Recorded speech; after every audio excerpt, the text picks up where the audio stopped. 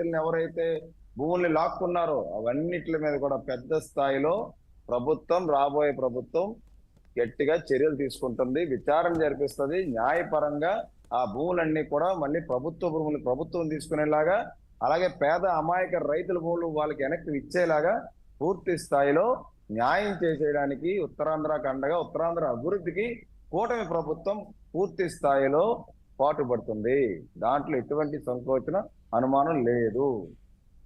సరే, ఇప్పుడు సిఎస్ మీద ముందు నుంచి కూడా ఈయన జవహర్ రెడ్డి కంటిన్యూ అయితే ఎన్నికే సజావుగా జరగదు, చాలా ఇబ్బందులు వస్తాయని మీరు చెప్పినట్లుగానే ఎన్నికల్లో చాలా ప్రాంతాల్లో దాడులు, హింస చెలరేగింది. సరే, ఆయన ఎన్ని కంప్లైంట్లు వచ్చినా సిఎస్గా కొనసాగించడాన్ని దాని గురించి ఏం చెప్తారు? అలాగే ప్రస్తుతం కూడా మీరు కౌంటింగ్ వరకు కొనసాగితే కౌంటింగ్ ప్రక్రియ సజావుగా జరిగేందుకు అవకాశం లేదని కూడా చెప్తా ఉన్నారు కదా. ఖచ్చితంగా ఇవాళ డాక్టర్ కెఎస్ జవహర్ రెడ్డి గారు చీఫ్ సెక్రటరీ ఎవరైతే ఉన్నారో, చీఫ్ సెక్రటరీ గారు ఆయన పాత్ర ఆయన పోషించట్లన్నది ఇవాళ మనకి రాష్ట్ర ప్రజలందరికీ కూడా అర్థమైపోయింది. ఒక పక్క ఎన్నికల హింస జరుగుతుంది, చీఫ్ ఎలక్షన్ కమిషన్ సిట్ వేసి జరిగిన సంఘటనల మీద ఆ సిట్ యొక్క అధికారులందరూ కూడా పూర్తి స్థాయిలో నివేదిక ఇవ్వమని చెప్పి ఆదేశాలు జారీ చేసి తదుపరి వాళ్ళ పేరు చర్యలు తీసుకోవాలని చెప్పి ఒక పక్క తతంగం జరుగుతుంటే, ఈ చీఫ్ సెక్రటరీ గారు భోగాపురం ఎయిర్పోర్ట్ సమీక్షకు వచ్చారు. ఈ చీఫ్ సెక్రటరీ గారు అసలు ఎక్కడైనా 26 జిల్లాలు ఉంటే 26 జిల్లాలో ఎక్కడైనా సమీక్షలు పెట్టారా? అసలు ఎన్నికల నియమావళిలో జరిగినటువంటి తప్పిదాలు కానీ, లేదంటే ఇవాళ స్ట్రాంగ్ రూమ్స్ భద్రత గురించి కానీ, లేదంటే ఏర్పాట్లు ఎలా చేయాలి, సజావుగా రేపు ఎన్నికల లెక్కింపు ఎలా జరగాలని ఎక్కడైనా సమీక్ష పెట్టిన సందర్భం ఉందా? ఏ జిల్లాల వారీగా వెళ్ళి ఈయన ఏమైనా అక్కడికి వెళ్ళి ఆ స్ట్రాంగ్ రూమ్స్ పరిశీలించిన సందర్భాలు ఉన్నాయా? ఎక్కడ లేవుగా.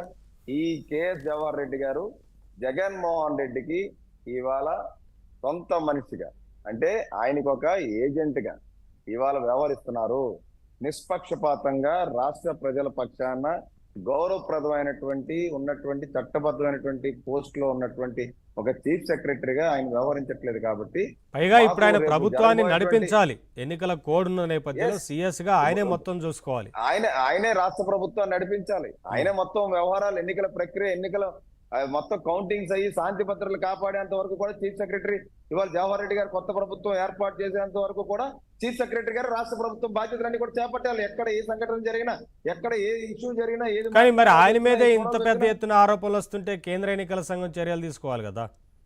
ఖచ్చితంగా కేంద్ర ఎన్నికల సంఘం జవహర్ రెడ్డి గారిని పక్కన పెట్టాలి. ఎన్నికల సజావుగా ఎన్నికల లెక్కింపు జరగాలంటే మాకు అనేకమైనటువంటి అనుమానాలు ఉన్నాయి. ఏదైనా చీఫ్ సెక్రటరీ గారు ఇన్ఫ్లుయెన్స్ చేయొచ్చేమో, ఏదైనా నియోజకవర్గాల్లో తక్కువ మెజార్టీలు వచ్చే దగ్గర ఎన్నికల యొక్క రిజల్ట్ ని బలవంతంగా వీళ్ళు వైసీపీకి మద్దతుగా అనౌన్స్ చేయించేటువంటి ప్రమాదకరమైనటువంటి పరిస్థితులు ఉన్నాయి. కాబట్టి జవహర్ రెడ్డి గారిని ఖచ్చితంగా చీఫ్ సెక్రటరీగా విధుల నుంచి తప్పించి కేంద్ర ఎన్నికల సంఘం నిర్ణయం తీసుకోవాలని చెప్పి మేము కేంద్ర ఎన్నికల సంఘాన్ని కోరుతున్నాం. మాకు జవహర్ రెడ్డి గారి తీరు, వ్యవహార శైలి చూస్తూ ఉంటే అనేక అనుమానాలు వస్తూ ఉన్నాయి. ఆయన రాష్ట్రాన్ని పరిపాలించాల్సినటువంటి వ్యక్తి మానేసి ఆయన వ్యక్తిగత పనుల గురించి, లేదంటే ముఖ్యమంత్రి గారికి ఇంకా భోగాపురం ఎయిర్పోర్ట్ దగ్గర నుంచి కిక్ బ్యాక్స్ రావాలా, కిక్ బ్యాక్స్ రాకపోతే రేపు ప్రభుత్వం మారిపోతే మనకు రావాల్సినటువంటి మిగులు సొమ్ము రాకపోతే మళ్ళీ ఇబ్బంది అని చెప్పి ఇవన్నీ కలెక్షన్ కి, ఇవన్నీ చూసుకోవడానికి ఈ పంచాయతీలకి, ఈ పైరువీలకి ఇవన్నీ చూస్తూ ఉంటే ఇంకా రాష్ట్ర